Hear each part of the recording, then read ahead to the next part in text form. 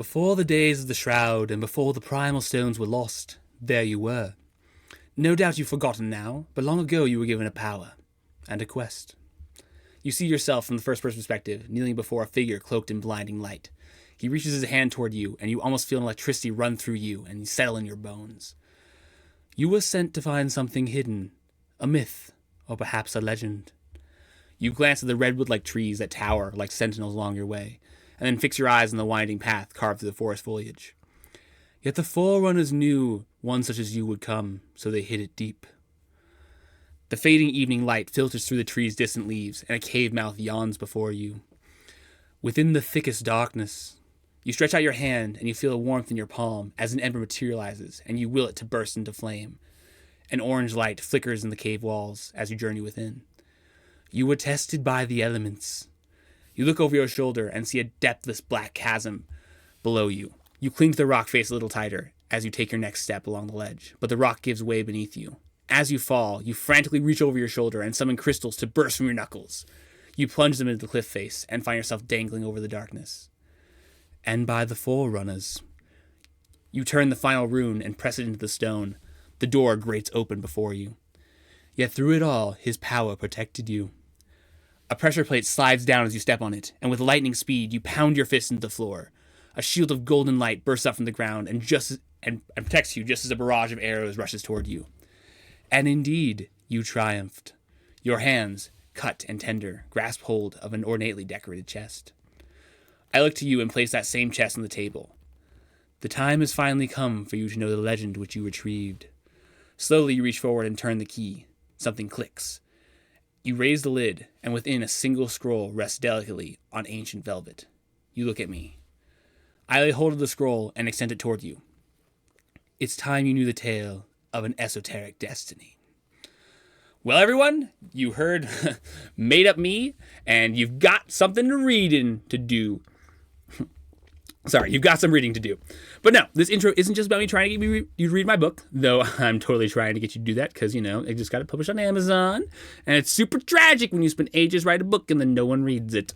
But it's also about how indescribably cool VR is. I modeled that little story off a Boss VR game Neo showed me recently, as well as a hike of absolute death that I went on, though I didn't almost fall. It was just a super long hike. Plus, I thought it would be fun to write in second person because, I never get to do that.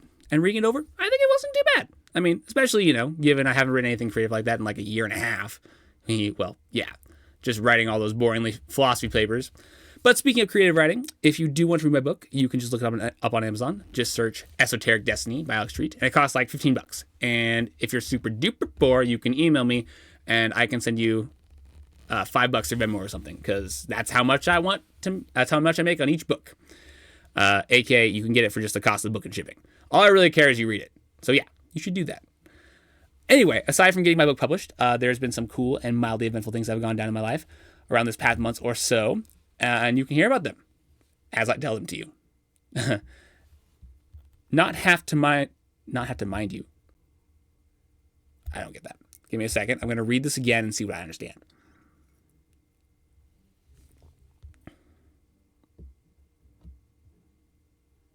Oh, I understand. Okay. I'm going to read it again. Anyway, there have been some mildly cool, eventful things that have gone on in my life this past month, and now you get to hear about those. And you get to, mind you, not have to.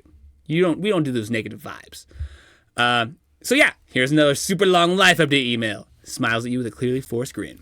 All right. Well, after finishing my last live email, I rounded out the night by talking to Jordan, which was good. The next day was Sunday, so I spent the day watching some Sherlock Holmes episodes with Ben, which turned out to be a mistake because I forgot how addicting they are, and they caused me to waste a fair amount of time down that road. So that's unfortunate. But anyway, I went to Neo's that afternoon and did some good old D&D, but then it was particularly that afternoon that was really fun because me and Neo fought our new D&D characters, which was super enjoyable. Technically, he won, but it wasn't by much. Plus, I later discovered that my character could have had taken way less damage if I just known about his special ability, which was lame. So yeah, we did dishes and talked, and I was there till pretty late. Monday morning, I worked on my book getting published. I watched some more Sherlock Holmes, and then helped Ben with an animation idea he was working on. Just so you know, getting stop motion animated is not a fun process. You have to freeze super awkwardly and then hold hard to hold positions while being micromanaged and trying to figure out just what you're doing wrong. So yeah, I then DM'd for my family some and finished watching Hamilton with Mom. Tuesday was work. I started working more hours because Dave, my boss, was like, do it. And I was like, okay. But other than that, I watched some more Sherlock and read a bunch of scholarly articles, and they did this thing called sleep. I think it was Wednesday. I started to read through the Bible chronologically in a year. I've started doing that every morning since then. It's been good, but it's brought to the forefront of my mind how weird the Bible is. For example, I love how Lot is like, no, you can't have sex with these angels who are staying in my house, so rape my daughters instead. And I'm just thinking, how does this make any sense to you, my dude? I'm definitely taking that as a descriptive rather than prescriptive part of the Bible. Anyway, I went to work, did that, and I had a normally hard time finding where I could dump my car's coolant and oil that I had changed. I then watched this anime movie with the fam called Onward, which was pretty trash. I went to youth group, which was me. I then went to youth group, which was me. Which was meh. And then I started watching the next episode of Sherlock Holmes. Work that ensued the next day. And I got my face numbed and worked with those dentists of death. First off, they made me wear a mask inside, which makes zero sense because it's a dentistry, for goodness sakes. And then they made me switch hydrogen peroxide around, which makes sense, but tasted absolutely awful. Then, with ruthless efficiency, which I kind of appreciate in a way, they were like, abracadabra, be numb. And they drilled my teeth, filled it, and all that not fun stuff. But once that was done, I watched the last episode of Sherlock Holmes, and then I spent the evening at Braden's house smashing it up, and also discussing whether the Bible is full of contradictions or not, because Braden is an atheist. Man, I realize how bad that sounds now. I should reword that. The following morning, which I think was Friday, was more work, and then I left with my family to go camping with the Macy's. We got up there fairly late, and I wasn't like real camping. It was a pseudo camping place with electricity and flushing toilets and mini golf. Granted, mini golf was super late. But anyway, we got up there and it looked like this. I know, right? Not impressive in the least. But on the plus side, I did get to have some good conversations with Amelia that evening, and the sunset was cool. But yeah, Harley slept that night, and that kind of canceled out the worth itness of the good conversation with Amelia. The next morning, however, was pretty good. We had questionable camping breakfast. Quick interjection. Has anyone ever noticed how our standards drop exponentially when we're camping? Like at home, if something falls in the dirt, like say a sandwich, it's socially expected that one not eat it, or at least one be very hesitant about eating it. When you're camping, that social expectation just disappears. Like, it could just be, looking for an excuse to eat a dirt-flavored sandwich. I don't know, maybe that's just how we go. But anyway, we, meaning Amelia, me, Grace, and Eliana, all played some mini golf, which we later spiced up with speed rounds and such. Then we went tubing, or in my case, mattressing, down the river. And because I have a mom who stalks me, I have a picture of Mom taking a picture of me doing that. I then sort of played volleyball with Eliana. I basically just went soccer mode and juggled the ball while everyone else used their hands. And plus, I hit it like 500 times, so it gave me a bit of a headache. And the rest of the day, I played this card game called Unstable Unicorns with people. And here's a picture of me and Amelia doing that. I surprisingly like that game, by the way. If you haven't played it, you definitely should. I think I had a fairly good conversation with Amelia that night around the campfire, but I can't remember exactly. The reason why I say fairly good is she's an INFJ and hence is immensely stubborn when it comes to things she believes is true. So trying to persuade her of anything turned out to be unachievable. The sad thing is, I even tried to speak in feely terms, say things like, why do you think that? Instead of, well, you're obviously wrong because X, which is what I really wanted to say. And even trying to speak in vibes, I was unable to persuade her of the obvious fact that some people have better faith than others. I mean, clearly having more trust in God is better than having less trust, but nope, she conceded nothing. So yeah, it turns out I just genuinely cannot speak the feelers, which is sad because I secretly was harboring the hope that if I really tried, I could. However, I did quell a potential debate for the sake of everyone's emotional sakes, so at least I should get some emotional intelligence points.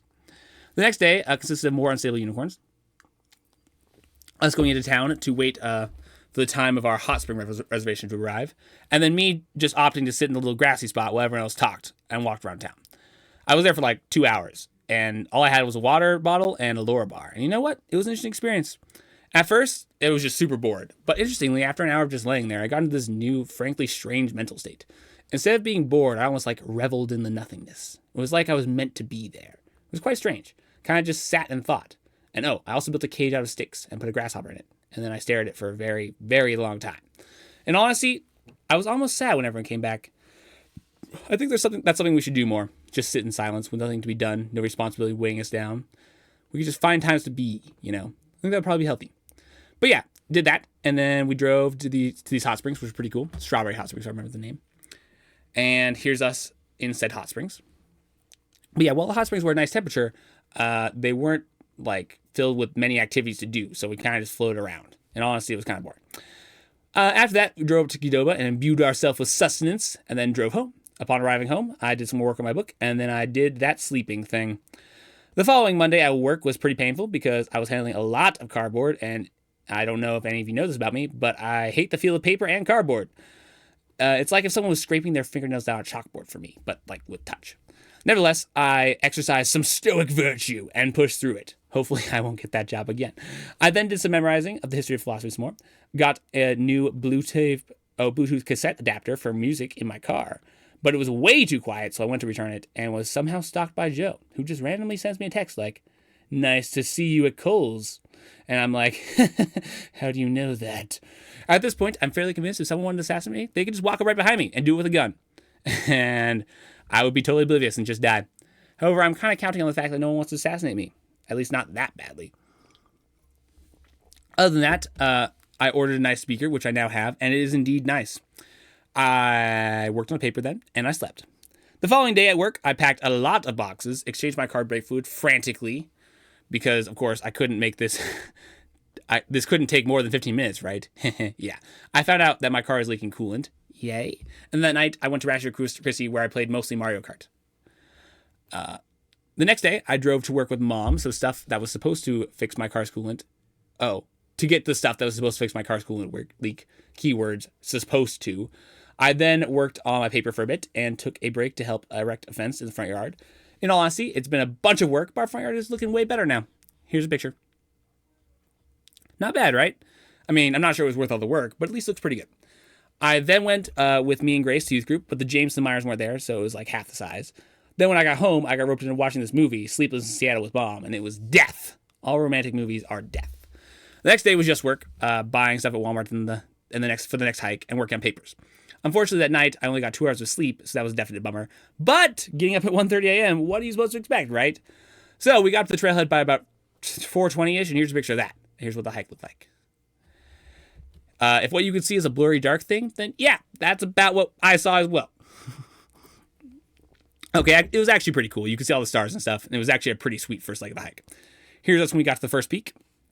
And here's a picture of the morning light bestowing its light upon us. And honestly, it was not warm, like, at all. Like, it doesn't make a ton of sense to me, but as soon as the sun came up, things got really cold, like freezing your fingers off cold. So that was enjoyable. It was in the full grasp of said cold that we reached our second peak, which here's a picture of. And I was also having good conversations about the trip this far. I mean, at the start in the dark, we didn't talk much, but you know, I got a good conversation going with Noah about free will and all that, and then another good one going with Cable about how Aristotelian metaphysics fixes everything, because let's be honest, it does. And then I talked with Katie for the next while about this picture and stuff. Oh, well, after this picture. The next peak was probably the hardest, and oddly, when I started feeling really tired. Maybe it was just the lack of sleep, but I was going way slower ever since that point. I usually lead the group and have been the first to summit just about every peak we've climbed, but this time, not even close. So that was kind of vexing and humbling. Anyway, here's a picture from the next peak we climbed. Here's AJ and Cable eating food at the peak. Boop. I then did have a really good conversation with Molly on the way up to the next peak about core desires and what it means to be humble. But I was moving super slow, so yeah, it was kind of painful for that reason. And then after that, I didn't have any conversations until we were on our way back down. After the fourth peak, everyone, including myself, was kind of in zombie hiking mode, where all that's necessary to being a good human is to place one foot in front of the other at a reasonable rate. And here's a picture from the fifth peak. Okay, if you're asking yourself, is that male wearing a skirt? The answer is yes. Yes, he is. Okay, I guess technically it's a kilt, but you gotta admit, interesting. Cable did the entire hike in a kilt. I was going to say impressive, but I'm not sure impressive is really the right word. It's more like disconcerting. So we'll stick with interesting. At this point in the hike, I've consumed my precious Frappuccino that I purchased at Walmart the day prior. So the caffeine did give me a bit of an energy boost, but yeah, which was good. Anyway, after this, we finally charged up our last peak and did a brief celebratory arm raise and shout before realizing we have over 7.5 miles to go. So yeah, that was sad. But here is the view from the top of the fourth peak, or the sixth peak. And all the little red dots from the peaks we climbed. It's fifth peak. Nope, it's sixth peak. The arrow's pointing to the ones I couldn't fit the picture. And for some twisted reason, if hiking all those doesn't look hard to you, you're just flat out wrong. It's hard, and you should be impressed. So yeah, after that, we started heading down the mountainside, and lo and behold, the thunder gods decided they would murder us. And so they had hailstorms to do the dirty work. Here's a picture of us huddling under a rock as it hailed. Basically, the 30 or so minutes spent under the rock were just spent trying to keep from getting soaked. And while those of us on the side I took a picture from fared well, Molly on the other side did not fare so well and got soaked. So yeah, I thought the whole high under the rock part was kind of fun, but I don't think they shared my opinion in that regard. But eventually, the hail lit up and we got moving again. Here's a picture of the aforementioned rock huddle from the outside. And we continued hiking down this now slippery mountain, of which here's a picture. And one last picture, because I was too tired after this to take pictures. But yeah, eventually we made it down the trail and began our long speed march. I would say speed walk, but it was really more of a speed march back to the parking lot. At this point, my feet were really not liking me, so I kind of had to zone out and keep my mind off the pain. And thus I got Molly talking about politics, a topic I usually disdain, and that really helped me keep my mind occupied. But yeah, after what felt like ages, we finally made it back to the parking lot, and oh my gosh, you will never understand how good it felt to take my boots off and stick my feet in the dirt. Seriously, it was amazing. Also, my feet got all white, and I don't know what that's about, but whoever was that said this way back on the journey and wrote this in my journal, which I will read now. Alex is a tasty piece of meat. Your toes are attractive. Pretty boy you are. I now present you with a revealing picture of my toes, and hope you have been satiated.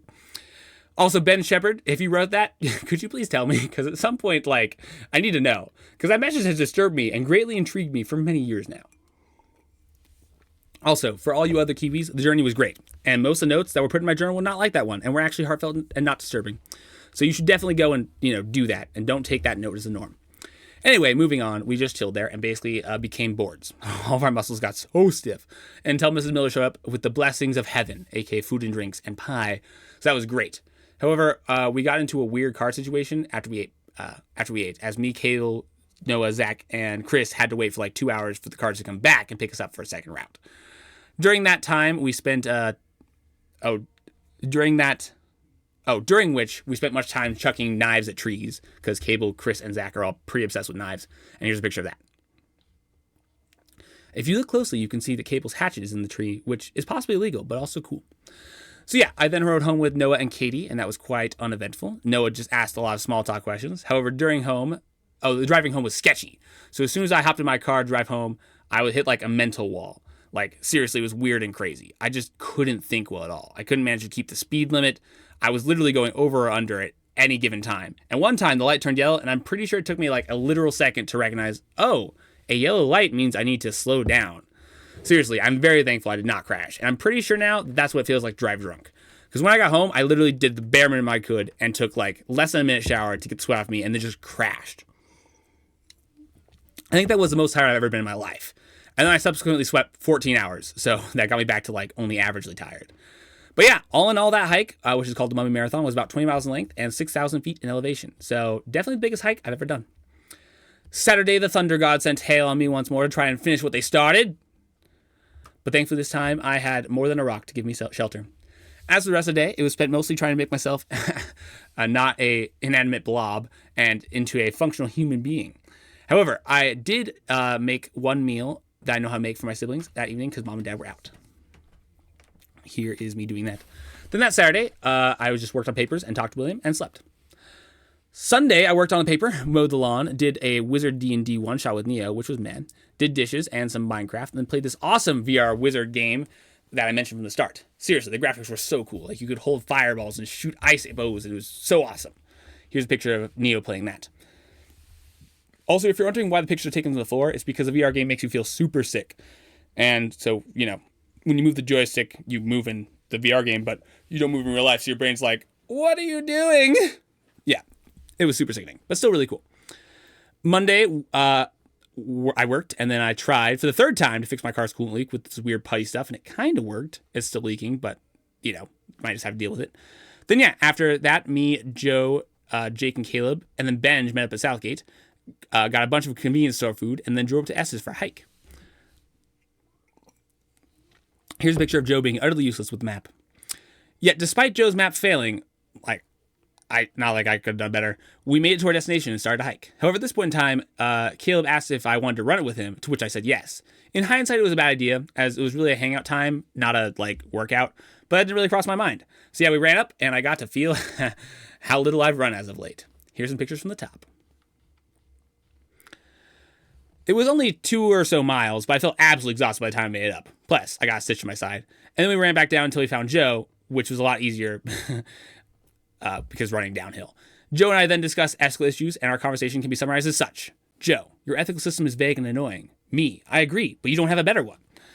Also, we did get to have some good conversation on the way up and down, mostly facilitated by Jake about sin and angels. But yeah, when we then got some food at a burger place, and Caleb drove us home. We were in his car. And that was a really good time. The next day was more work. I got home to find the Macy's doing a Bible study in my house. So after they were done, I joined them for some volleyball, which was meh.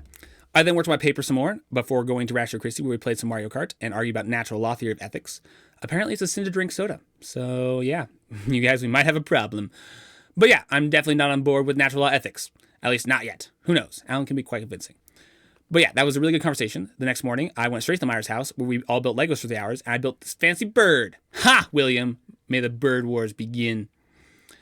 I personally think it's pretty good for 3 hours. Basically, everyone helped me find pieces, and Benj built the sand and the water thing. And we barely got it done in 3 hours, because I had to get going to work at some point.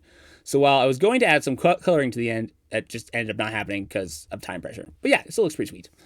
So after building that, I went to work for 4 hours, and I literally just moved Slate around for the duration. Then a sad moment arrived. I proceeded to hang out with Josiah, for the last time since he is moving. We got boba tea, walked around and talked, and had my car not break down for once, which was pretty good. Here's a blurry tributary photo. Also, I love how he put on that mask. I'm totally doing that in the future sometime. Amidst the starlight sky, I slowly dipped my arrow and lighted a flame. I draw back my bow and look at a distant ship drifting through the calm sea. I let fly. My arrow lands in the water like 20 feet away from the boat. I repeat the fire arrow process, and this time my arrow hits the boat, but the fire goes out in midair. I try 3 more times with similar results. I lower my bow and shake my head as the boat drifts even further away. They make it look so easy. Oh well. I lead my bow and come back with a rocket launcher. Yeah. Lit by an arrow, exploded by the rocket launcher. You get the gist. Anyway, so it was the last time I got to see Josiah for the foreseeable future. The next day I hung out with Neo and Sydney, literally all day. I got to their house at 10 in the morning and was there till 12 p.m. So yeah, that was pretty great. For the vast majority of the time, we played Minecraft together. We built some really cool things. Maybe I'll show you all eventually. But we also had good conversations, and Neo shared with me his thoughts on some theological stuff. And we finally come to yesterday. Yesterday morning, I woke up around noon and worked on this live email for a solid 6 hours till I got a text from Sydney saying Neo had a bad day at work and could appreciate it if I came over. So I went to the store and bought him some Constellation Cheetos, and then surprised him with my presents. And we hung out, playing more Minecraft together till 1:30 a.m. And now here I am, finishing this live email and trying to get ready for school starting in a few days, as well as applying to colleges, because my whole, sweet CEC situation. So yeah, you made it alive. Oh yeah, and at some point in there, my Amazon copy of Esoteric Destiny arrived, so here's a picture of that. And it actually works out first try, which never happens, so I'm pretty excited about that. So yeah, that's my life, folks. As always, a life of the Lambda Kiwis is appreciated, and I'll talk to you again soon.